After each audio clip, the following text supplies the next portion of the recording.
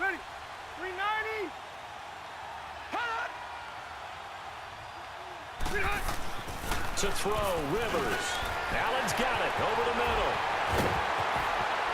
And they're going to get this beyond the 40 before he's taken down.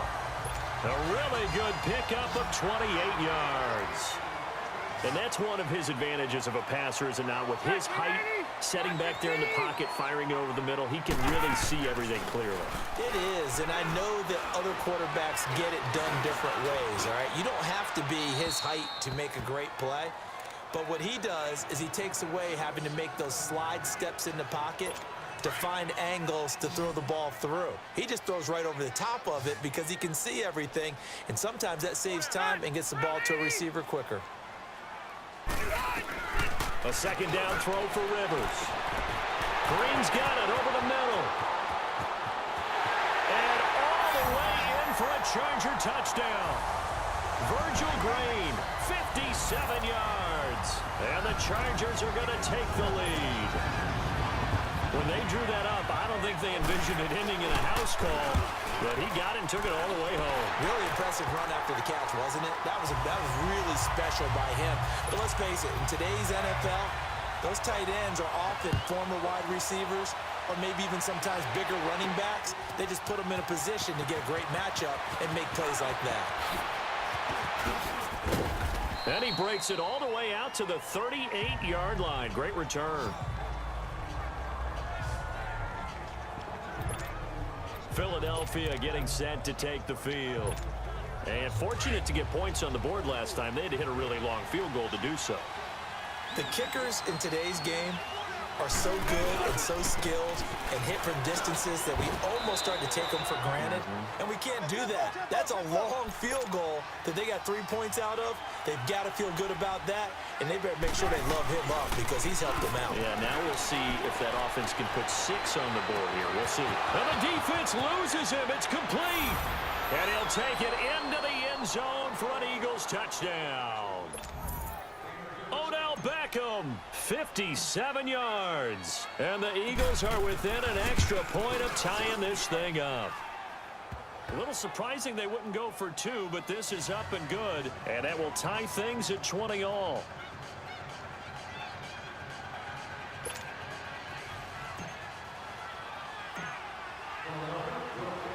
Nothing. Now Austin Eckler on the return. And he'll take this across the 25, couple extra yards, up to the 27-yard line. Now we'll look at the Chargers offense. They get ready for their first possession of the second half. And after the field goal last time, we'll see what they can get here. At least they got points out of the last drive, Charles. I've never met an offensive coach that didn't want to drive to end with a kick. Most of them wanted to end with a PAT, right? In this case, a field goal, they'll take it way better than the alternative, which is a punt. Yeah, but you met fan bases that wanted that weren't happy with that field goal. I haven't met a fan base yet that wants to drive to end with a kick other than the extra point. That's it. And that is going to do it for this third quarter of action. You are watching Madden Ultimate Team on EA Sports.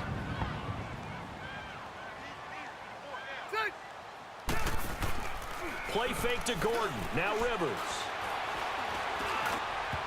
Over the middle, and it's incomplete. Okay, I'm not quite sure how to judge that one. Maybe didn't have enough legs underneath him. Mechanics might have been off.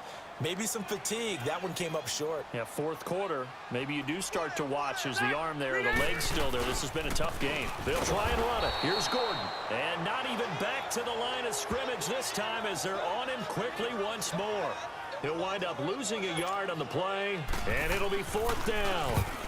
He continues to struggle to find a crease to break off a big one and might need to just put that aside and just try and ram his way forward and get what he can. Ooh, with a juke. And shutting him off, now open field. It's a foot race. Touchdown, Philadelphia. Deion Sanders, 84 yards. And the Eagles have moved out in front.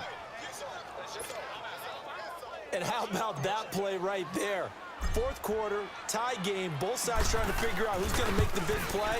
We just saw it right there in front of us. That's a monster return. Indeed, breaking that tie with an exclamation mark. Lutz with the extra point, and the decision to just kick the extra point winds up successful. So after the punt return touchdown, let's see what their opponents can do with this kickoff. Here's Eckler to return it. And he's up across the 25 and down at the 28-yard line. Comes Los Angeles. And last time able to get 3. It's not what they wanted. They wanted 6, but they got at least something. They mustered something out of the drive. They'll take it. I like the way you've described it. Not ideal, but they'll take it. Anything to put some points on the board. But this time on offense, they don't even want to see the field goal kicker trot on the field. They want that ball in the end zone. Yeah, they'll be going for 6. And we see another pitch and catch there to the running back. This position just continues to evolve. They become just as critical to the passing attack as a lot of receivers, tight ends, because their ability to make people miss in the open field can really generate big plays for an offense. And getting this just shy of midfield, they'll spot it at the 49. The Chargers passing game rolling a bit here. They've got another first. Well, clearly one of his advantages as a passer is his height. Sit back in the pocket, fired over the middle. That makes things tougher defensively, doesn't it? It really does, because your goal is to move the quarterback off his initial spot when he gets his drop back completed. But when you have that type of height, he can stay in there. If he's willing to take the hits and just fire over the top, which saves him time and actually completes a play a little bit quicker than it normally does for a quarterback who has to slide and find open space to throw. Rivers incomplete on first down. Here's 2nd and 10. Delta! Throwing again. Rivers finding his safety valve here. That's complete. And he is taken down deep in Philadelphia territory. A big play there on the catch and run. 44 yards. So what's the old expression that quarterbacks like to use when they decide to throw the football? I'm looking for either a touchdown or a check down. And he took the check down on that play, and it worked almost to perfection. Here's Gordon. And he will maneuver his way down to about the 7. It's a gain of a yard, and it'll set up 2nd and goal. They'll try again here from the 7 on 2nd and goal. Time for a break. We'll come back, see what transpires after this. So it's Charger football as we welcome you back from the 2-minute warning. And they're knocking on the door. 2nd and goal now in a 1-score game. He'll look to throw. And this is complete. It's Allen. That one good for the completion percentage, but no gain. It'll be 3rd down. They'll get to the line here, but remember, it's also 3rd down. He's back to throw. Able to shake him off, and he can't get a throw on. Mack in there to take him down, and the clock will roll. They'll look to throw. Now a desperation throw deep downfield. And no, it's incomplete. They can't hook up here on the 4th down pass attempt. And this long drive is going to wind up yielding nothing. So now let's look at this situation with no timeouts remaining. The offense should be able to just run the clock out. I know that's what it says on my time management chart up here. And I know a lot of teams are hiring a time management coach who's going to sit in the box, talk to the head coach. And in this situation, if you do anything but take a knee in victory formation, then you're not playing the game right. This game should be over. Take the knee, hold on to the ball. He's got daylight. 31 yards there and a 1st down.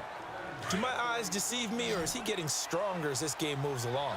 Burst seems just as good here in the 4th as it was way back in the 1st, doesn't it? I do believe someone put a lot of time in the offseason and continues to condition during the season in order to continue to carry the ball at this rate. He'll get a nice chunk there on the 1st down run, and it's 2nd and 4.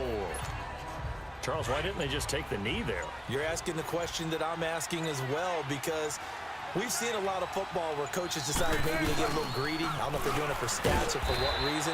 We've seen it happen in college, and how about in the NFL? The miracle of the Meadowlands. All they had to do was take a knee and the game was over. The Giants ran it one more time. Ball popped free. Philadelphia picks it up and wins the game. What year was that? 1978. I think it was a Rush coming, and he's taken down.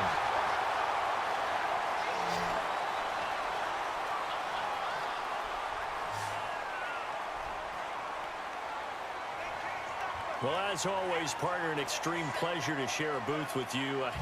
I have to say, I am impressed.